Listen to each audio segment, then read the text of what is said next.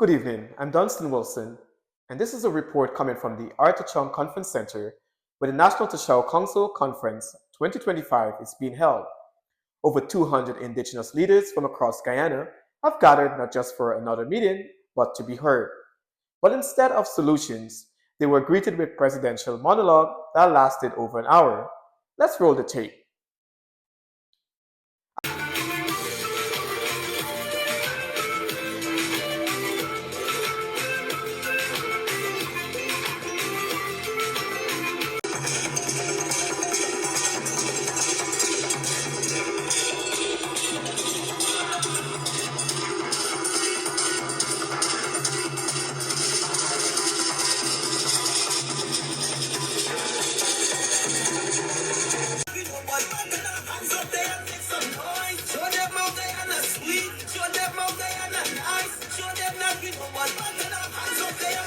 I will just use the example of two sectors to show you how this transformation is taking place across our country. If you look at health, for example, in Region 1, when we look at the period, because we have to assess from where we came, when we look at the period 2020, when we came back into office, this is what we met between 2015 and 2020. In Region 1, I'm going to go through all the regions. 100% of our neonates with complications have to be referred outside of Region 1. At what should have been a listening session for Amerindian Voices, the president instead used the stage to vent his political frustrations, and for over an hour, he veered off into partisan attacks, missing the moment to connect with the real issues on the ground. It left many wondering, whose forum is this really? Zero facility with vaccine refrigerator, zero oxygen generation production, and zero telemedicine facilities.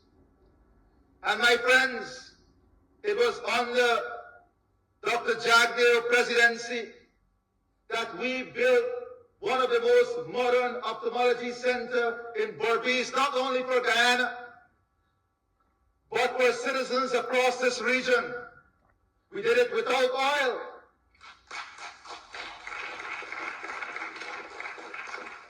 And in 5 years, that facility was shut down. We had to come back and rebuild that facility. And today that facility.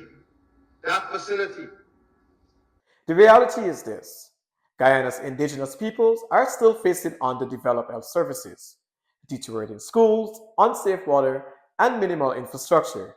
And despite all the oil wealth, many hinterland villages remain in darkness, both literally and metaphorically. These issues were not sidelined today, yet they remain urgent. They're not asking for handouts. Toshaos are demanding full access to traditional lands, the right to govern their own communities, and the ability to preserve their languages and cultures, and a seat at the national decision-making table. That's not too much to ask. It's called justice.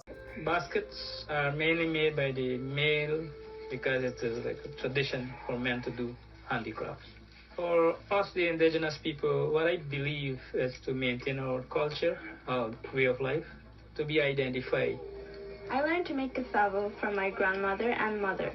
Cassava bread comes from the roots of the cassava tree. It's important to squeeze all the poisonous juice from the cassava. We've been using the cassava bread for hundreds of years in the indigenous communities. Amerindian culture is important to my life because it was handed down from generation to generation. Cotton comes from plant.